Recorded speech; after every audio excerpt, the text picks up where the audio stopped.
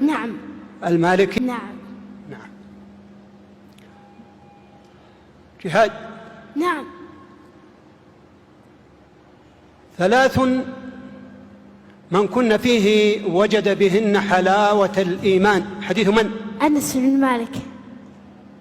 سباب المسلم فسوق وقتاله كفر. حديث ابن مسعود رضي الله عنه. إن الله تابع الوحي على رسول الله صلى الله عليه وسلم، وكان أكثر ما كان الوحي يوم توفي رسول الله صلى الله عليه وسلم. حديث من؟ أنس بن مالك. إنه قد قشبني ريحها وأحرقني ذكاؤها. أبي هريرة. أكمل. إنه قد قشبني ريحها وأحرقني ذكاؤها، فصرف وجهي عن النار فلا يزال يدعو الله فيقول أن لك إن أعطيتك ذلك تسألني غيره، فيقول لا وعزتك لا أسألك غيره، فيصرف وجهه عن كان رسول النار. الله صلى الله عليه وسلم إذا دخل الخلاء قال اللهم إني أعوذ بك من الخبث والخبائث. أنس بن مالك. يتعاقبون فيكم ملائكة بالليل والنهار، من أدرك ركعة من الصلاة فقد أدرك الصلاة. أبي هريرة. أو لكلكم ثوبان. أبي هريرة: أي مسجد وضع في الأرض أولا؟ أبي ذر. لقنوا موتاكم لا إله إلا الله. حديث من؟ أبي سعيد. عند من؟ عند مسلم.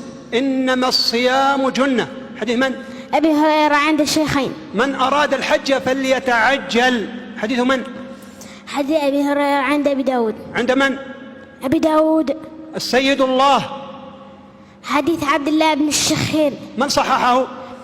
رجاله ثقات وقد صححه غير واحد، واشتباه النسائي وجوده محمد. كل خطبة ليس فيها تشهد. أبي هريرة عند أبي داود. باب ما جاء في خطبة الحاجة.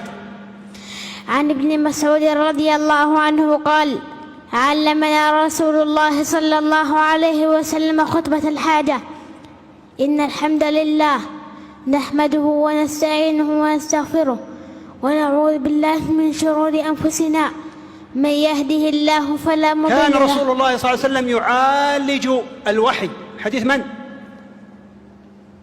كان يجد من التنزيل شدة. حديث من؟ كان ابن عباس. ابن عباس. رقم كم؟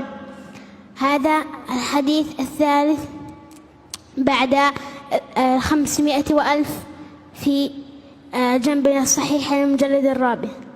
طيب، كان الرسول صلى الله عليه وسلم يأكل القثاء بالرطب.